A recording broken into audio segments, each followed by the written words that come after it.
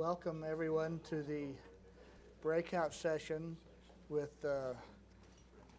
delegates from Vietnam and Cambodia. I should have known we may have difficulties starting. This room was my small section classroom when I was a law student, and it is the scene of many humiliating moments on my part. And so if they had known that, they would have assigned a different moderator. So it's all my fault, and I apologize. My name is Richard Page, and I'm a senior fellow for the center. I currently live and work in Hong Kong. I have had the opportunity to travel to both of these countries and work with their people on many occasions. And if any of you have been to those countries, you know that these are wonderful countries with wonderfully warm and generous people. And I appreciate them. We'd like to at least start with some applause of appreciation, and then I'll introduce the presenters.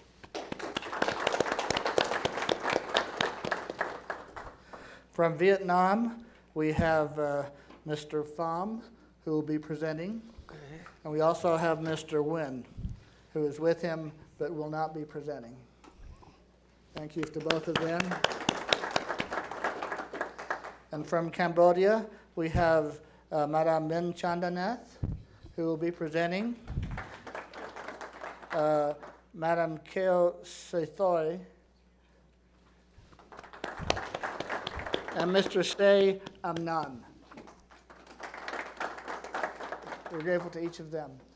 One housekeeping item, when after the presentations, we'll have no questions during the presentation, but after the presentations there will be time for questions and answer.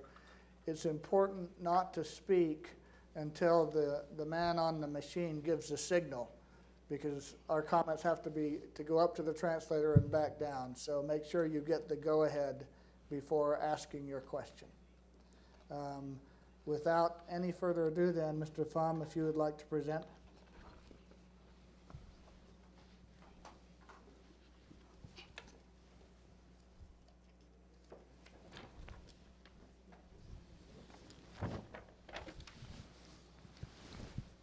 Xin kính chào các quý vị.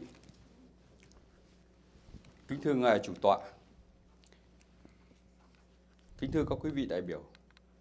Lời đầu tiên cho phép tôi được gửi lời chào trân trọng tới ngài chủ tọa và tất cả các quý vị đại biểu. Tôi rất vinh dự được tham dự hội thảo này. Đây là dịp để chúng tôi chia sẻ đời sống tôn giáo của Việt Nam.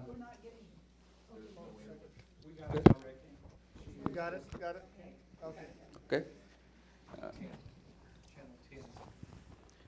Lời đầu tiên cho phép tôi được gửi lời chào trân trọng tới ngài chủ tọa và tất cả các quý vị đại biểu. Tôi rất vinh dự được tham dự hội thảo này. Đây là dịp để chúng tôi chia sẻ đời sống tôn giáo Việt Nam và chính sách pháp luật đảm bảo quyền tự do tín ngưỡng tôn giáo của Việt Nam. Thưa các quý vị, do những đặc điểm riêng về địa lý, dân cư, lịch sử, văn hóa, Việt Nam là quốc gia có nhiều hình thức tín ngưỡng tôn giáo. Mỗi dân tộc, kể cả người Kinh, đều lưu giữ những hình thức tín ngưỡng tôn giáo riêng của mình. Người Việt có các hình thức tín ngưỡng dân gian như thờ cúng ông bà tổ tiên, thờ thành hoàng, thờ người có công với cộng đồng dân tộc, thờ thần, thờ thánh, nhất là tục thờ mẫu của cư dân nông nghiệp, lúa nước. Đồng bào các dân tộc thiểu số với hình thức tín ngưỡng nguyên thủy, còn gọi là tín ngưỡng các dân tộc thiểu số còn gọi là tín ngưỡng sơ khai như Tô Tem giáo, Bái Vật giáo, Sa Man giáo, vân vân. Trải qua thời gian, các tôn giáo lớn lên trên thế giới lần lượt xuất hiện ở Việt Nam. Ban đầu là Phật giáo, được cho là đến Việt Nam vào cuối thế kỷ thứ 2, đầu thế kỷ thứ 3 sau Công nguyên. Tiếp đến là Công giáo vào Việt Nam từ năm 1533. Hồi giáo vào thứ 3 vào cuối thế kỷ thứ 19 và muộn hơn cả là đạo Tin lành vào Việt Nam năm 1911. Đến nay, ở Việt Nam có khoảng trên dưới 24 triệu tín đồ của 13 tôn giáo chiếm tới 27% dân số, gồm Phật giáo, Công giáo, Hồi giáo, Tin lành, Cao đài, Phật giáo Hòa hảo, Tịnh độ cư sĩ Phật hội Việt Nam, Tôn giáo Bahá'í, Đạo Biểu Sơn Kỳ Hương, Đạo Tư Ân Hiếu Nghĩa, Minh Sư Đạo, Minh Lý Đạo, Bà La Môn giáo và Tôn giáo Mặc Môn. Song có đến 80% dân số có đời sống tín ngưỡng tôn giáo, chủ yếu ảnh hưởng bởi Phật giáo. Sự đa dạng của đời sống tín ngưỡng tôn giáo ở Việt Nam không chỉ về số lượng, loại hình tín ngưỡng tôn giáo, mà là sự đa dạng còn được phản ánh trên nhiều phương diện như quy mô của từng loại hình, có tổ chức trên chục triệu tín đồ, có tổ chức chỉ vài trăm người theo, có tổ chức hoạt động trên khắp cả nước, nhưng có tổ chức chỉ khu trú ở một số địa phương, khu vực nhất định. Nguồn gốc hình thành, có tôn giáo bên ngoài du nhập vào, nhưng lại có tôn giáo bản địa và phát triển vươn ra ngoài nước như trường hợp đạo Cao đài. Có tôn giáo vào Việt Nam bằng con đường hòa bình, nhưng cũng có tôn giáo xuất hiện ở Việt Nam bằng những con đường khác. Xuất phát từ đặc điểm về tôn giáo nêu trên, nhà nước Việt Nam sau buổi thành lập nước ngày 2 tháng 9 năm 1945, tại phiên họp đầu tiên của chính phủ ngày 3 tháng 9 năm 1945, trong tuyên bố và 6 vấn đề cấp bách, Chủ tịch Hồ Chí Minh đã khẳng định tín ngưỡng tự do, lương giáo đoàn kết. Tuyên bố này đã đặt nền tảng cho việc xây dựng và thực hiện một chính sách về tôn giáo của Việt Nam. Từ năm 1945 đến nay, nhà nước Việt Nam phải trải qua rất nhiều giai đoạn cách mạng khác nhau, nhiệm vụ của mỗi thời kỳ trọng yếu cũng khác nhau. Nhưng đối với tôn giáo, Đảng và Chính phủ Việt Nam luôn nhất quán quan điểm trên và không ngừng mở rộng quyền tự do tín ngưỡng tôn giáo của nhân dân, cũng như ngày càng đảm bảo và tạo điều kiện thuận lợi cho nhân dân được thực hiện quyền tự do tín ngưỡng tôn giáo ấy. Có thể tóm tắt những nội dung chính của chính sách pháp luật về tôn giáo Việt Nam như sau. Một là Đảng và Nhà nước Việt Nam cho rằng tôn giáo là nhu cầu tinh thần của một bộ phận quần chúng nhân dân. Mọi người có quyền tự do tín ngưỡng tôn giáo theo hoặc không theo một tôn giáo nào. Và đồng bào theo tôn giáo là một bộ phận của khối đại đoàn kết toàn dân tộc. Hai là Đảng, Nhà nước Việt Nam tôn trọng và bảo hộ quyền tự do tín ngưỡng tôn giáo và quyền tự do không tín ngưỡng tôn giáo của mọi người. Ba là các tôn giáo đều bình đẳng trước pháp luật. Các tổ chức tôn giáo được nhà nước thừa nhận được hoạt động theo pháp luật và được pháp luật bảo hộ. Được hoạt động tôn giáo, mở trường đào tạo chức sắc, nhà tu hành, xuất bản kinh sách và giữ gìn, sửa chữa, xây dựng cơ sở thờ tự tôn giáo của mình theo đúng quy định pháp luật. 4 là không ai được phân biệt đối xử vì lý do tín ngưỡng tôn giáo và không ai được xâm phạm quyền tự do tín ngưỡng tôn giáo hoặc lợi dụng tín ngưỡng tôn giáo để vi phạm pháp luật. 5 là pháp luật về tín ngưỡng tôn giáo của Việt Nam tương thích với luật pháp quốc tế về quyền con người, trong đó quyền tự do tín ngưỡng tôn giáo, mà đặc biệt là những điều ước quốc tế mà Việt Nam đã đăng ký hoặc gia nhập. 6 là mục tiêu của chính sách tôn giáo của Việt Nam là nhằm tăng cường khối đại đoàn kết toàn dân tộc. Đồng bào các tôn giáo là một bộ phận của khối đại đoàn kết ấy. Tất cả những nội dung trên đây được quy định toàn bộ hoặc từng phần trong các hiến pháp của Việt Nam, từ hiến pháp đầu tiên năm 1946, hiến pháp kế tiếp là năm 1959, năm 1980, năm 1992 và gần đây là hiến pháp năm 2013.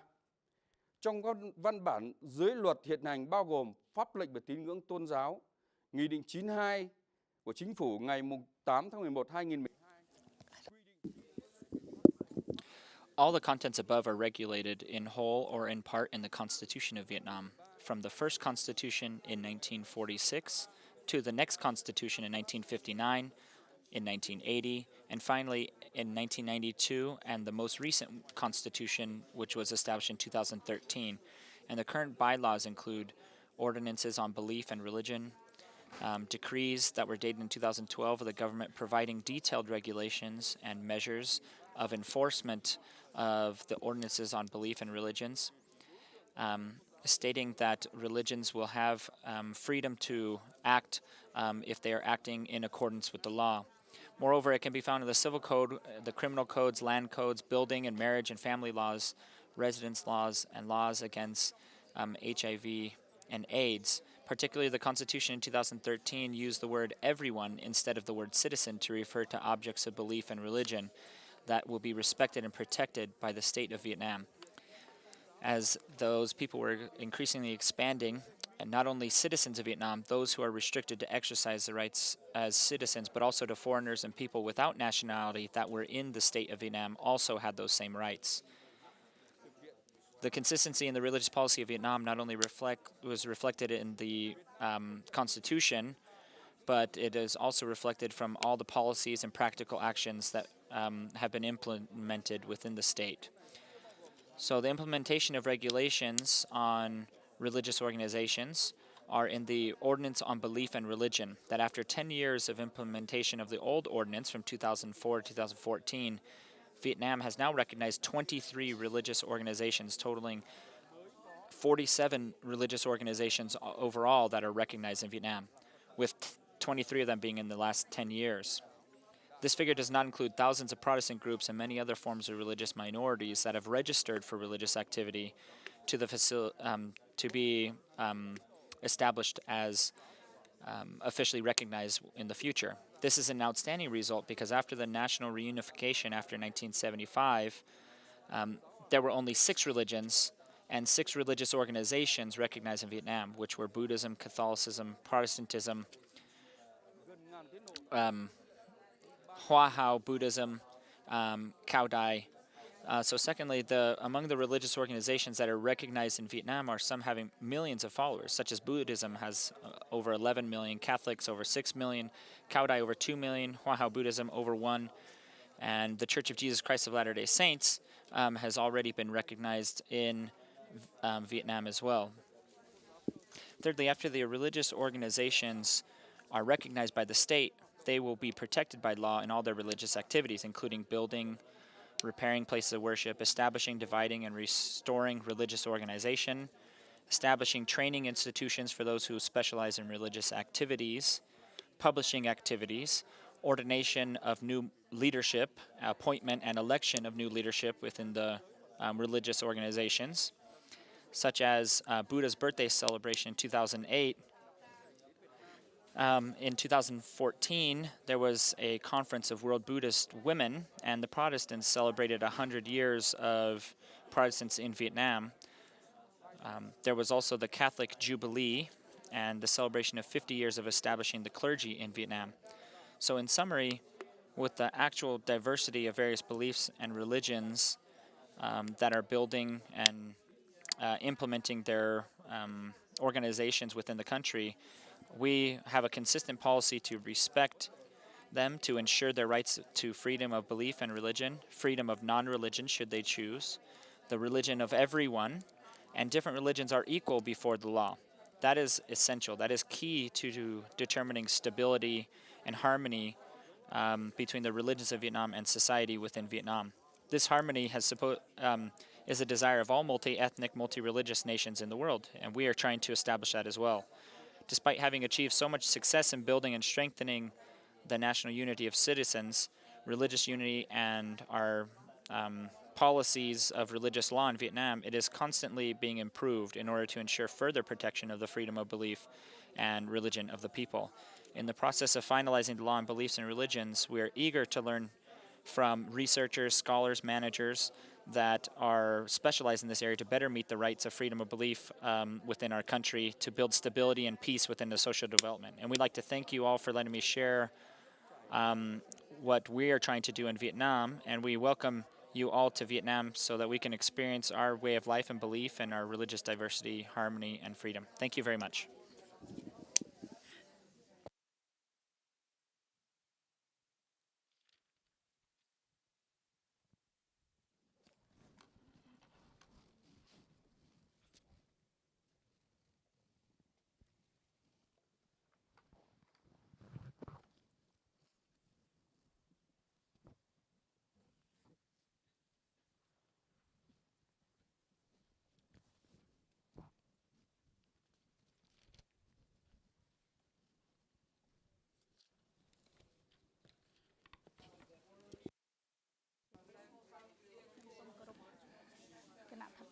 distinguished delegates, religious assembly participants, ladies and gentlemen,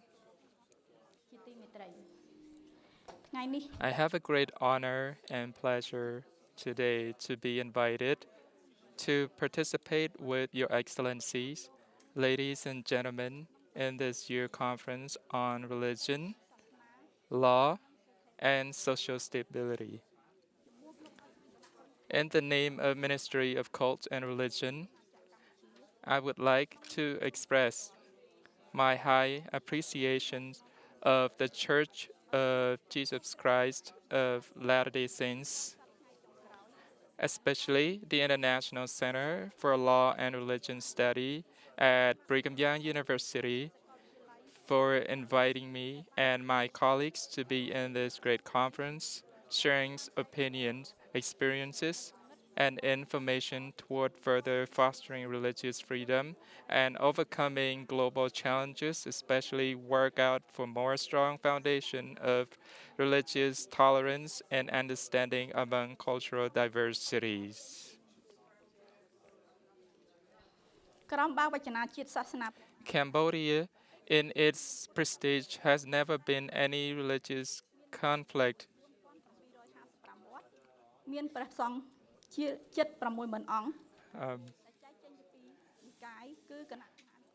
Throughout its long history,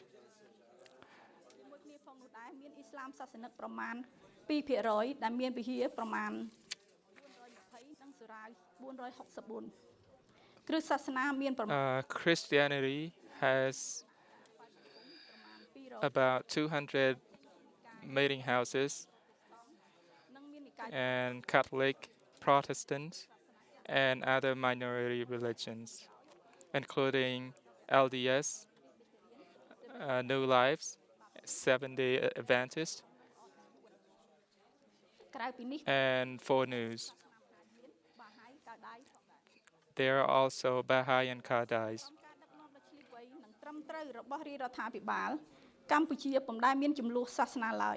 Under the direction of the current government, Cambodia does not have any conflict throughout its long history. Not only that, Cambodia has played a role as a center of bridging the differences, for example, dialogues on interfaith cooperation for peace and harmony was held on April 3rd to April 6th in 2008 in Phnom Penh, and many more.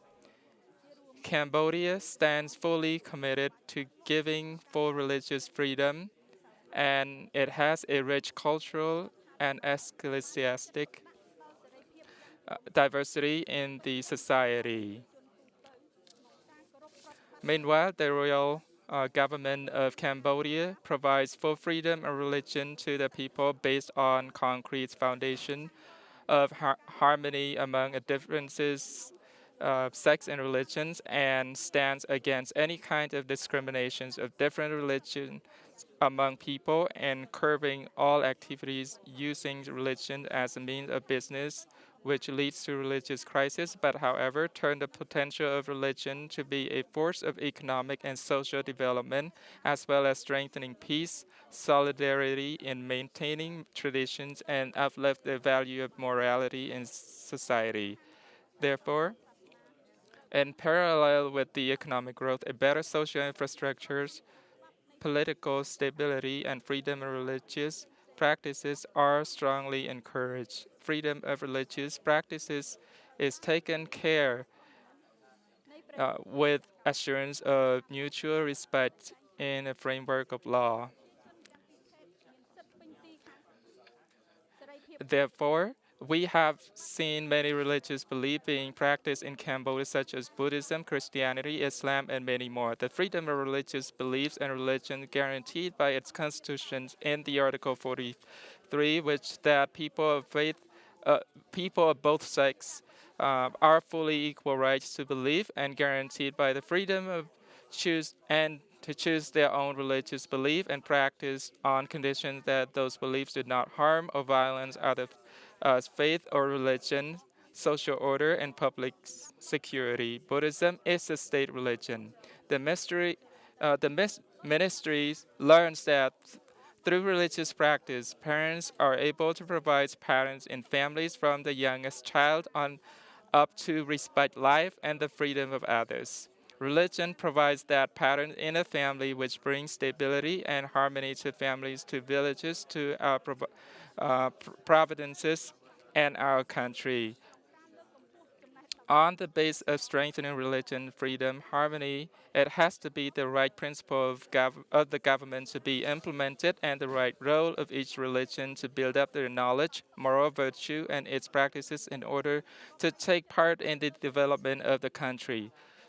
So, to make way for further religious freedom, it has strongly recommended that the following factors should be taken into account. 1. Should adhere to honest and close cooperation and solidarity based on principle of mutual respect in all circumstances for solidarity and harmony of the nation. 2.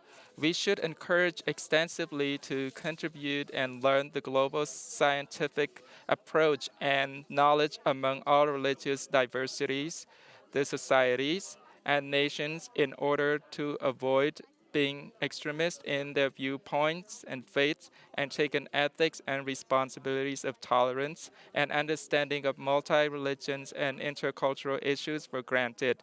3. Respect to the individual's religious freedom as value of each religion in understanding the right path for happiness of social nation. 4. We should improve the teaching concepts and principles of multicultural and traditions for all, especially to youth and women who are really in need to a proper guide and arrangement. In short, religious freedom is meaningful only with peace and harmony consisting of mutual understanding, cooperation, and love. Eternal peace has to be acquired by a sincere and devoted struggle of truthfulness and honest dedication. If one has moderation and extinguishes all hatred in one's heart, one's the one who brings peace to himself, to oneself, and to the whole world at large. May peace and harmony and religious freedom be on the earth out of result of this symposiums. Thank you for your attention.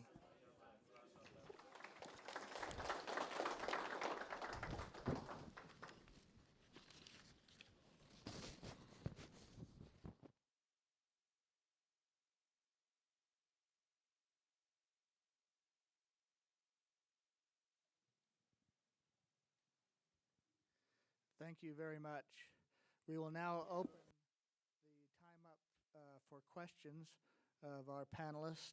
And remember, before you ask your question, make sure that the man on the mic gives you the signal.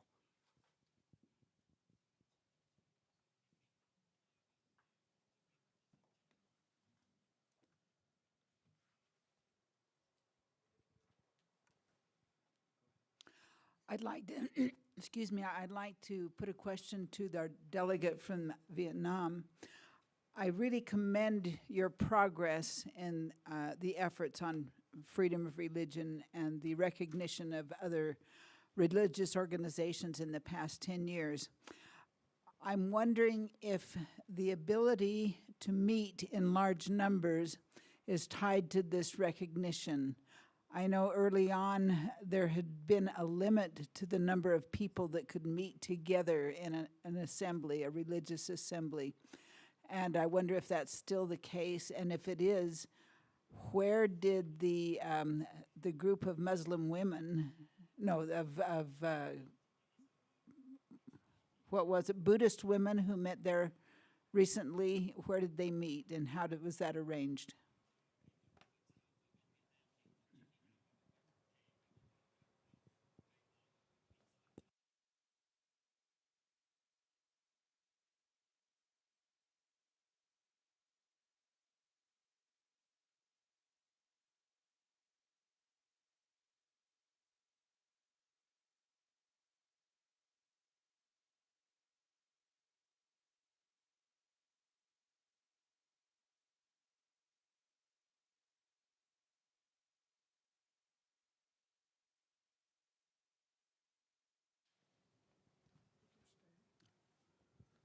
Xin được cảm ơn câu hỏi của bà. Thank you for that question.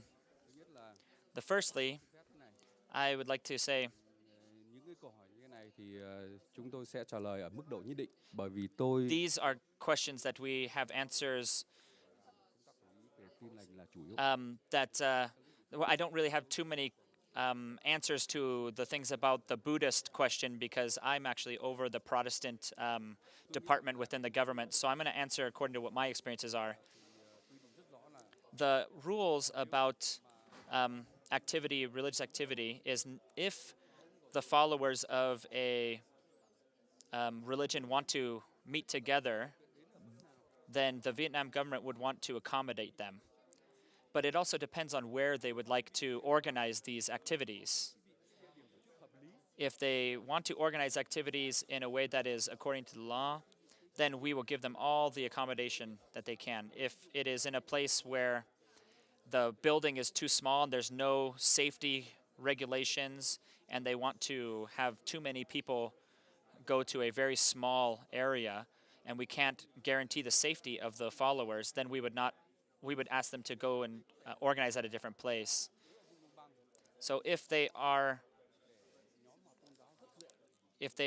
in an area in which the transportation is easy for them to get there, then we would let them organize large activities in places like that. But if it's in the mountainous areas where we cannot guarantee the safety of the people going there, then of course we would ask them to organize that in different places.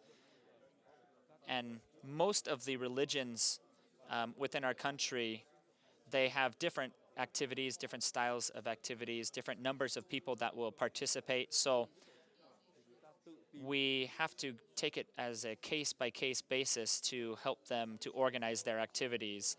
There's no sort of restrictions or regulations on what they're able to do, but we do things case by case if they would ask permission for us to help them in their organizing efforts.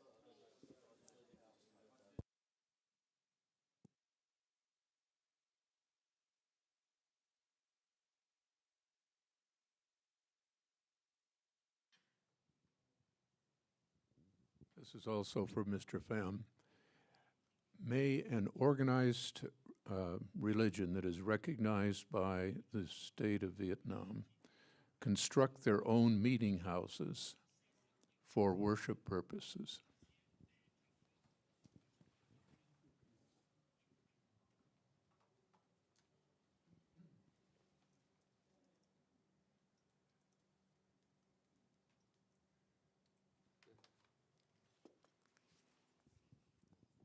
Tôi xin cảm ơn cái câu hỏi của ông. Thank you for that question.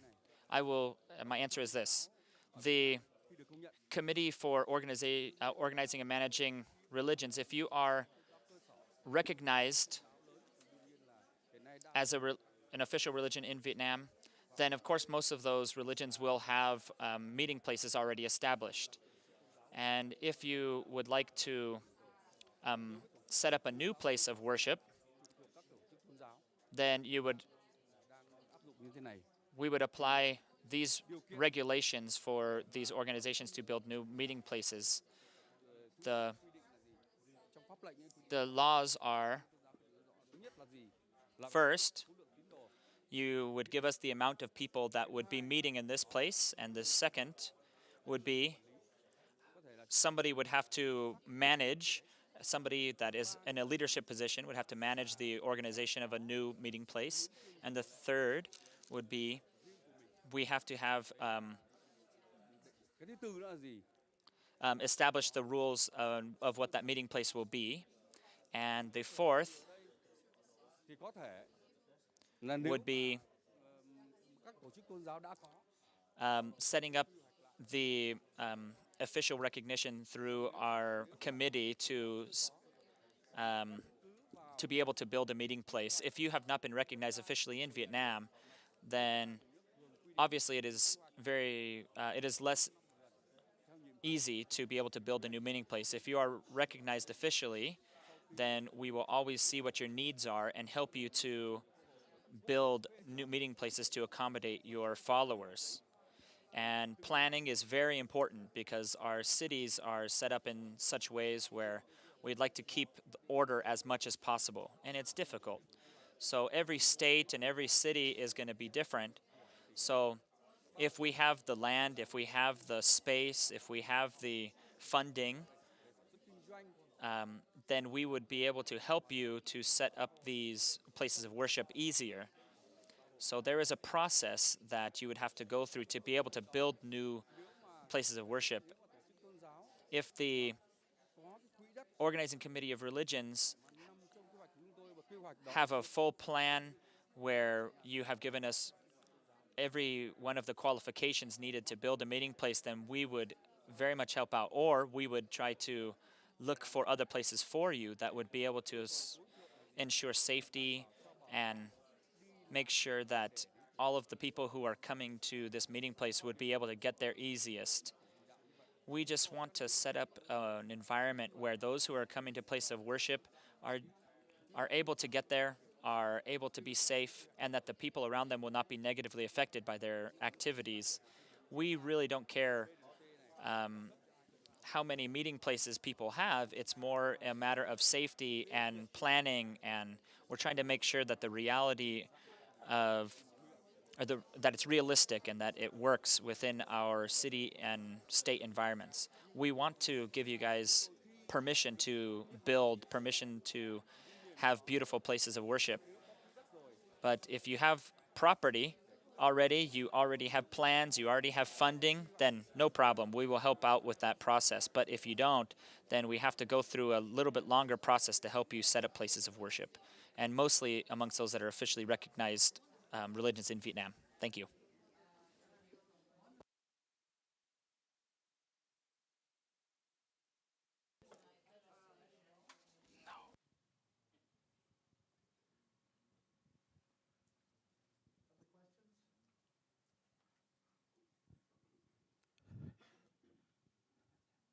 Thank you, moderator. Speaking of freedom, do I have the freedom to choose to stand or to sit? Thank you. Moving on. My name is Neth from Micronesia, in which most, if not all, not everybody in this room don't know where Micronesia is, but I'll make the presentation tomorrow afternoon so that you know where Micronesia is. On a serious note, I comment and salute for the well job done by the presenters from Vietnam and Cambodia. I have a point of clarification or point of information to presenter from Vietnam. Is there legal procedures to legally and technically register a religious denomination by virtue of, for example, articles of incorporations, bylaws, and of such?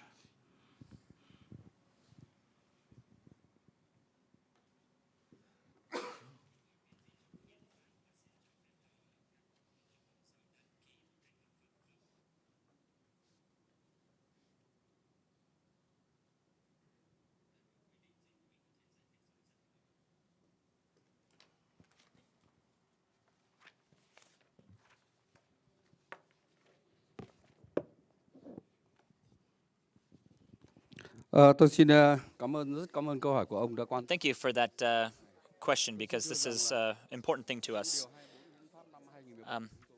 In the 2013 Constitution, we had 24 articles which would be regarding this. So the first, it says that everyone will have the right to follow a religion or non-religion, and if they will be willing to follow the laws, and the government will support all of those religious freedoms. And if you are good to, as long as you do not use that religion to cause social disharmony. And so those are what our regulations are for establishing religion in Vietnam. But we also have a process in which we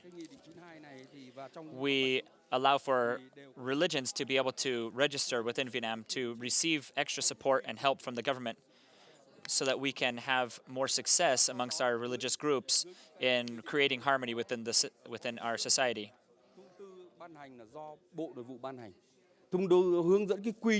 So there is a department that will help people through that process of registration.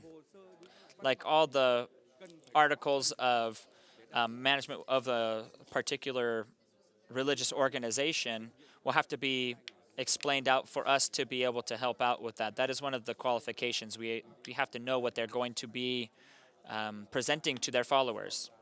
And in 1992, we had lots of these, in our constitution in 1992, we had lots of these qualifications spelled out. So when you want to register a new religion in Vietnam, it's actually quite easy. We have a process now that we're a little bit better at applying to help religions have a better process of that, to make it an easier process.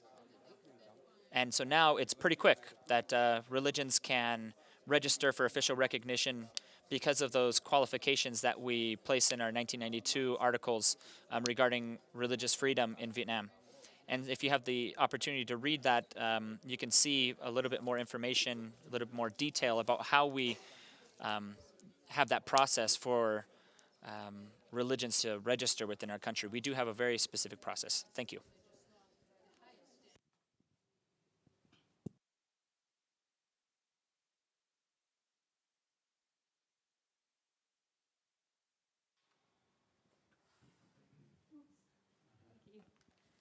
My question is for Madam from Cambodia, Truong. I am Faith de los Reyes. I'm from the Human Rights Resource Center, which is based in Indonesia. I once had the pleasure of working in Cambodia, and I did find it a peaceful place. And I'm really glad that in ASEAN we have countries that respect freedom of religion. When we were conducting a research on freedom of religion in ASEAN, we found an article on Cambodia Daily, which mentioned that in 2007, the Ministry of Cult and Religion issued a directive banning religious organizations from distributing literature outside religious institutions. And I just wanted to know if this is still in place and if you still ban people from proselytizing outside of from doing door-to-door distribution of religious materials. Thank you.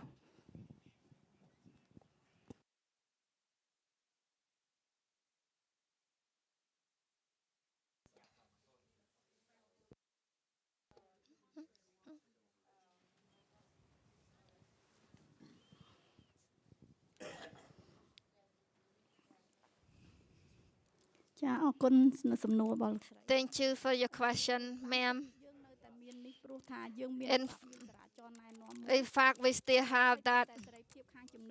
Even the freedom of faith have been guaranteed. It has to not affect other people. You need to do in your church building, because we have Buddhism. We do it under the condition in your own location. In case if you want to do it outside, you need to ask for permission in letter. If you want to do a big event and stuff, if the ministry doesn't approve, then you can appeal to the government. We used to help the ministry help with this event when the end of the year in 2012. There's normally different events. It's like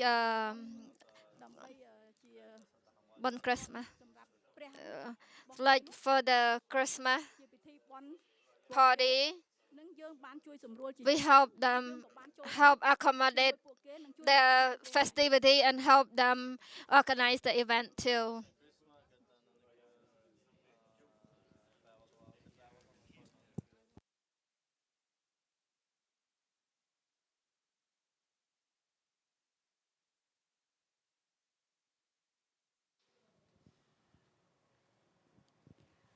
Now I have a question for the delegate from Cambodia. Early on in your presentation, you were listing some different religious organizations in Cambodia, and I think that there was part of your presentation that was not translated. You mentioned Islam, and I know that that did not come through on the translation. I wondered what was said about Islam early in your presentation, and if you could tell us what percentage of the Cambodians belong to Islam.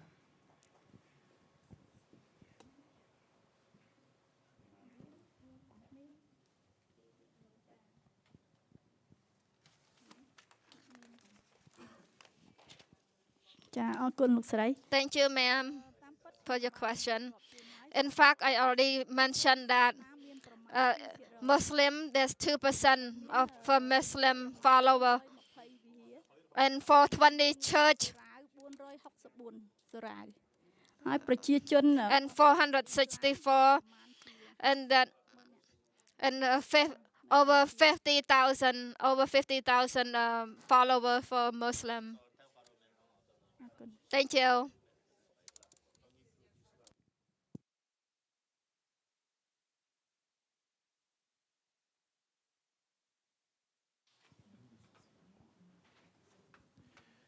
My question is for the delegate from Vietnam.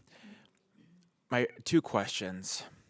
My first question is, from a government perspective, what are the practical problems of your job in looking at registering religions? You mentioned in connection with building places of worship, you want to ensure that the religions are properly funded and maintain social harmony. Are there other issues like that that are a focus in your job?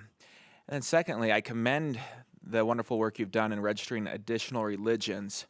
What is the Vietnamese government's vision for the future as far as registering additional religious groups? Last year I attended this symposium and was surprised to hear that the Mongolian government had registered over 500 religious groups in the last 20 years. And the question I asked them is the same question I would like to ask you, is where do you see that going? Mongolia has a population of 3 million. Vietnam has a population of 90 million. You could be busy for the rest of your life registering religious groups.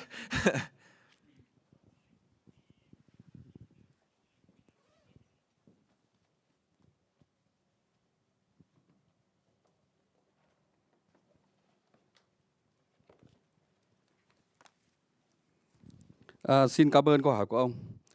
Cái ý thứ nhất thì tôi xin được trả lời như thế này.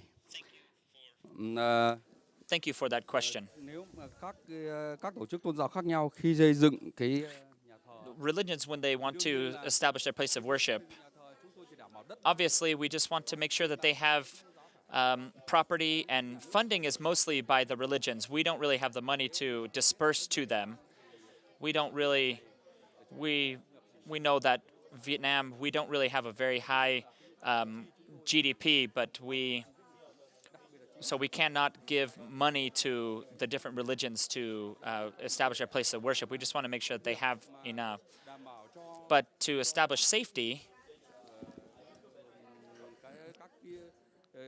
to ensure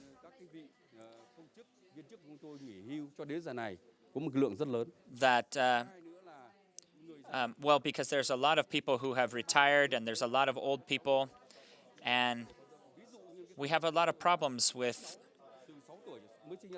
children who are 6 to 12 years of age. They get to have free social programs such as health, and we have Social Security, and we have lots of different things that we have to spend our money on.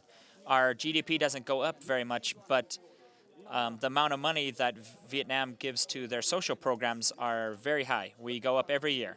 So Vietnam really cares about all the social programs, but we have to give priority to certain things such as health and education. But about building churches and place of worship, we can't really give out money for that. We just want them to have a plan, make sure that they have things established, property, and when they have that, then we just help them in the process of design and making sure that it's safe.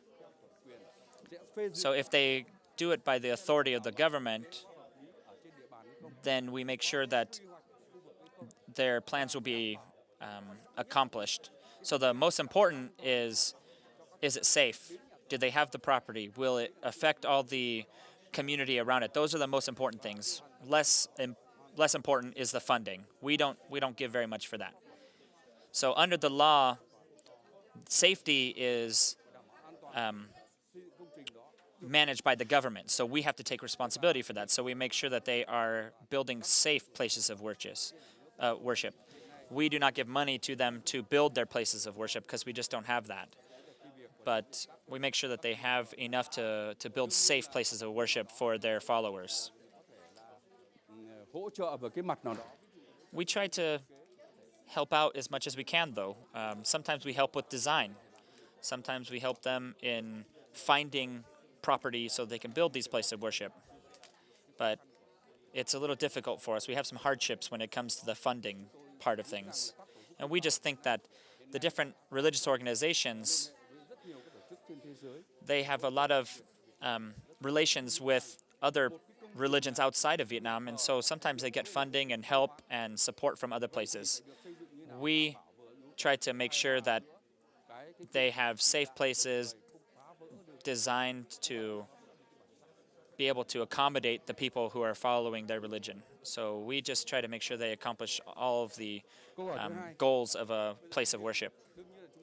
The second question, obviously, our point of view is very clear about the different religious organizations that are recognized. You have to meet the qualifications of the law. So we want every religion to be recognized. We want that. We really want that. And because of that, we have the qualifications that are in our Constitution. But then we have more things under that we, for example, we have the Protestant religions.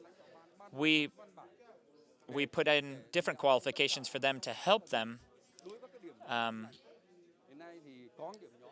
be able to meet those qualifications. And now the Protestant religion is recognized in Vietnam, but then there's a lot of smaller Protestant religions that they want to do things separately from the main Protestant religion. And so sometimes these smaller religions, they only have one or two people that want to follow in a different way of their own. So it's difficult for us to help them in their registration because they don't really have the infrastructure and structure to be able to build a religion that will be able to follow the laws of Vietnam. And we have everything in our constitution, in our laws regarding the management of religion in Vietnam. And a religion just needs to be able to follow the laws of Vietnam. That's all. We just don't want them to build disharmony in society. So they have to be able to meet the qualifications of a religion. And only after that are we able to help them register and build official recognition in Vietnam. And we hope to widen that. But there are also problems such as some religious organizations don't want to register. They don't want to be recognized in Vietnam. They don't want to be seen as an official religion in Vietnam. And so how are we able to give them official recognition when they literally do not want to be recognized? So some groups, we have to find out what they're doing, where they're doing it, so we can guarantee the safety of the followers to make sure that our citizens of our country are safe and healthy, and we don't stop them from meeting, we don't stop them from having belief, the government does not stop anybody from having different belief systems and wanting to meet together. That's not the problem. The problem is just being able to follow the laws of Vietnam in making sure that they are not building disharmony within society. So after a religion, even a small one, a small Protestant religion, for example, once they have registered, then we will we will wait for them to be able to meet all 25 qualifications of official recognition in Vietnam before they are officially recognized. But that doesn't mean that they cannot meet together. It doesn't mean that they can't believe. We just want to guarantee that they have everything established before they gain that official recognition. That's all. So we want to make sure that they have a place of worship, they have management, they have the ability to build churches that will be safe for their people. So in reality, we don't tell people what their Bible or their teachings tell them. You know, for example, if somebody wants to require tithing of their followers, for example, if the Vietnamese government is giving money to their poor, and then the poor are now giving that back to the churches, then it's very difficult for those groups to be able to build churches because they really don't have money. And so they're just waiting to get money 10% at a time from different citizens within the country. So we don't stop them from doing things. We don't stop them from building things up and registering. It's just that sometimes they don't have the infrastructure built up to be able to gain that official recognition.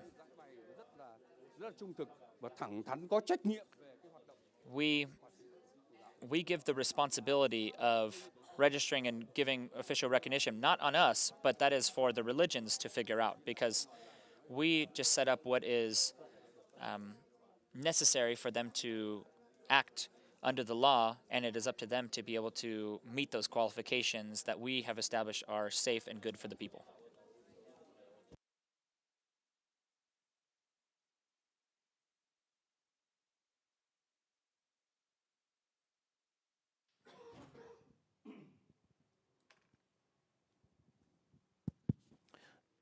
Thank you. I'm Agosala from Indonesia. I will ask in Indonesian language because there is translation. Pertama, First, my question, apakah Vietnam dan Kamboja itu hukum nasionalnya berdasarkan pada satu agama?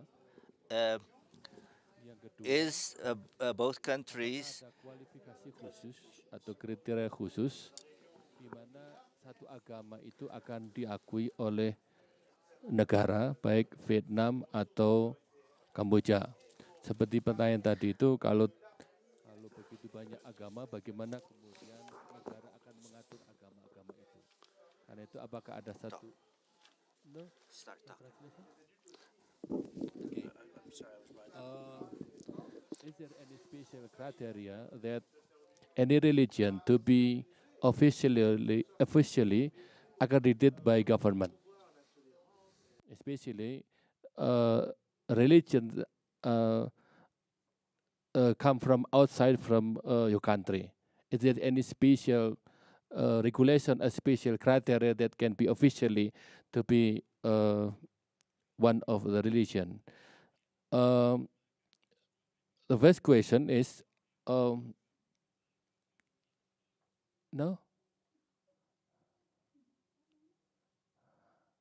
There is no sound? Okay. I will come to you if there is sound.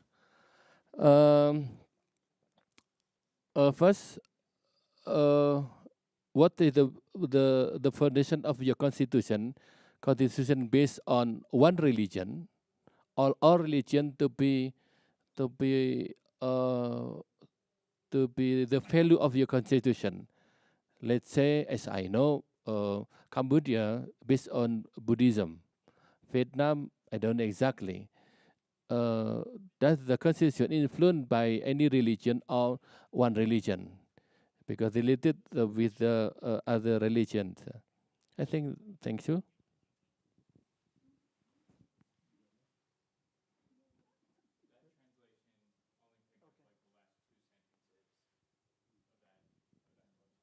Translation didn't come through? No. Okay. Okay, let's try this again. Let's take the question first for Madam Neth in Cambodia. Can you hear? Translator working?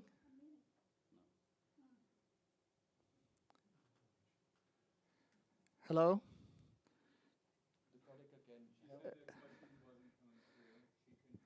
Okay, let me try.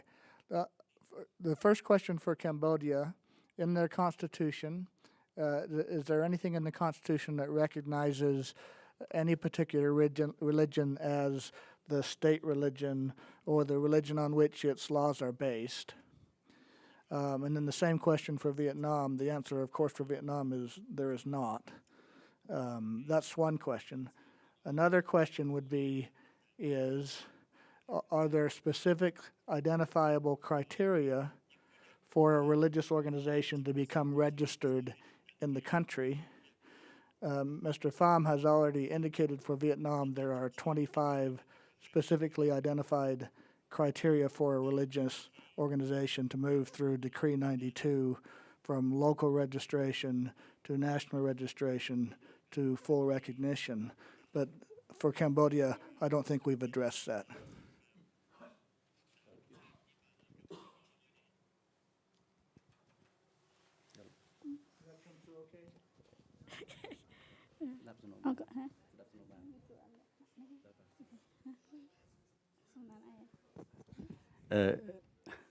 Let me try because she want me to answer. First question. Cambodian constitution is those it stated in Article 43. It stated that Buddhism is a state religion. However, freedoms of religious practice are equal to all. It means those Buddhism, because the population of Cambodian are 95% are Buddhist. Therefore, the constitution mentioned that Buddhism is state religion in the constitution of Article 43. Yet, the religious freedom is also emphasized. It's also emphasized there. And with regard to the statistic of religious practice in Cambodia, we have very clear that 95% are Buddhist, and then we have followed by Muslim, and then Christianity. So all religious organizations, when they go to Cambodia, whether they are inside or outside, they go there and register. Then we facilitate the process and register them there, and then they can practice freely. Not only that, we have seen in Cambodia to make the religious freedom is practiced with the understanding among each other. The Ministry of Culture and Religions in Cambodia itself work as a center for the coordination. Because, for example, every month or every 3 months, we gather all these religious organizations to come together, especially the leader of them, to come together and talk with the moderation of the ministry. Therefore, with this kind of thing, if they have any grievances with regard to the religious practices, they can actually raise among that. Via the ministry officer or the minister himself is there to help them. And I also would like to emphasize that our minister, the current minister, is very keen in participating of all religion. For example, during Christmas time, during even especially in recent time, I have heard that the LDS, they also have built a new building in Kampong Cham, and they also they asked for the minister to go and open it. The minister is ready to go there. So in all religion, we do in that manner, not only Christianity, but even Muslim also we go and help them. Yeah. During the Quran procession, also the minister also facilitate, and we do that. This is what we do in Cambodia. Thank you.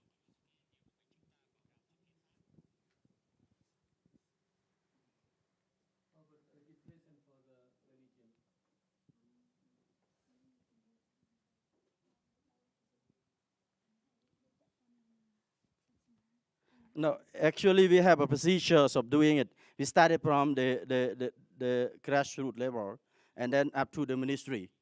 Not only for the other religion, Buddhism also have to do the same. Are there identifiable criteria, for example, number of believers,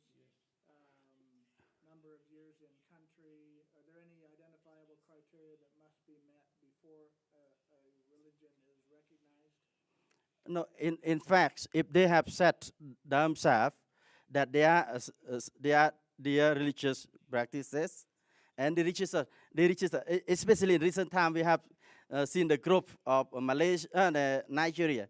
They came to Cambodia within a few months, and within a few people, they also come and ask for register. We also allow them to do that.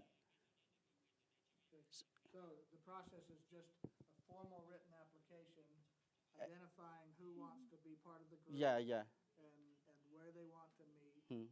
And it's not a long, drawn-out process. No, it's not a long process. It's very easy. It's just recognize themselves and your group, and come to the ministry and get yourself registered. That's all.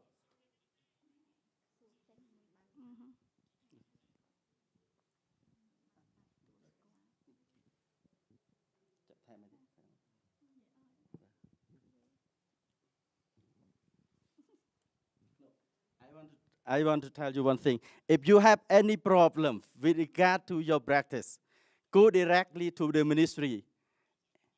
Go directly to the ministry. We will try to help you in whatever way. We have time for one more question.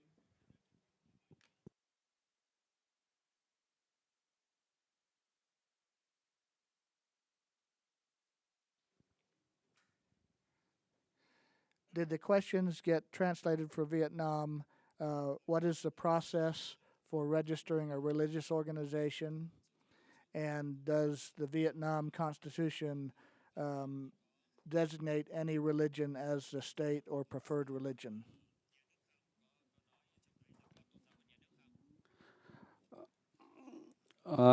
Chính sách của nhà nước Việt Nam như cái Well, actually, in the Constitution, the government respects all religions, and we do not have an official state religion. Any person can have a belief or not a belief, and in the Constitution, we don't say that one religion is the state religion at all. All religions are kind of seen like the state religion because we want to have all of them be able to act in our society. We don't say that one organization, one church is the state religion. We say very clearly in our Constitution those things. Everyone has the right to have belief or non-belief, and that's very important to us. We give everyone the right, and we see that as a human right. We want to ensure that every person in Vietnam can have that right and that protection under the law to have belief or not belief. But we do not give any state religion. In our Constitution, we do not have that. And even in all of our qualifications for setting up a religion, we do not require them to be part of that or related to the government.